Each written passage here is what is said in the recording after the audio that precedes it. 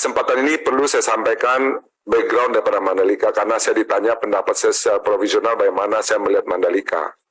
Yang pertama, yang perlu saya sampaikan bahwa kami sebetulnya adalah menyelesaikan problematika yang ditinggalkan, Pak Ketua.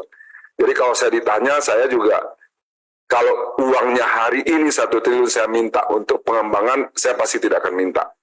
Tetapi 1 triliun ini adalah menyelesaikan hutang yang ditinggalkan oleh sebelum kami mengambil alih Mandalika. Jadi ini adalah penyelesaian hutang yang 1 triliun. Sebagai gambaran Bapak Pimpinan, itu waktu kita mengambil alih Mandalika, itu posisinya adalah mereka mempunyai short term liabilities 1,2 triliun. Mereka mempunyai long term liabilities 3,4 triliun. Dengan sumber repayment capacity hanya dari Nusa Dua. Terus terang saya tidak bisa menyelesaikan yang short term liabilities ini, di mana short term liabilities ini isi di dalamnya adalah pembangunan daripada grandstand dan juga VIP Village sama kebutuhan modal kerja waktu penyelenggaraan event, yaitu 1,2 triliun. Karena itu penyelesaian ini harus dengan equity.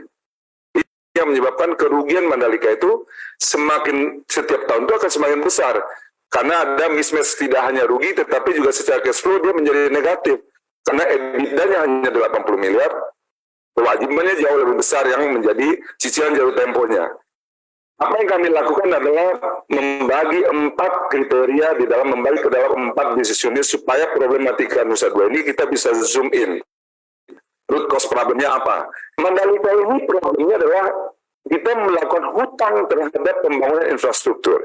Sehingga akibatnya apa? Muncul biaya depresiasi di dalamnya, dan muncul biaya cicilan di dalamnya, dan muncul biaya maintenance di dalamnya, yang mana investasi ini tidak memberikan revenue tambahan.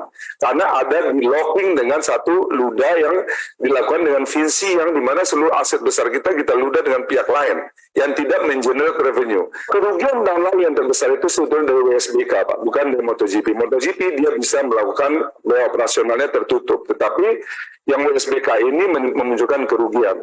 Sehingga apa yang kami lakukan adalah kami akan melakukan renegosiasi untuk menghilangkan WSBK ini. Sehingga nanti WSBK-nya akan turun, akan kita hilangkan sehingga tidak muncul biaya di dalam penyelenggaraan WSBK yang itu sebetulnya eventnya tidak menarik crowd dan tidak menarik juga sponsorship.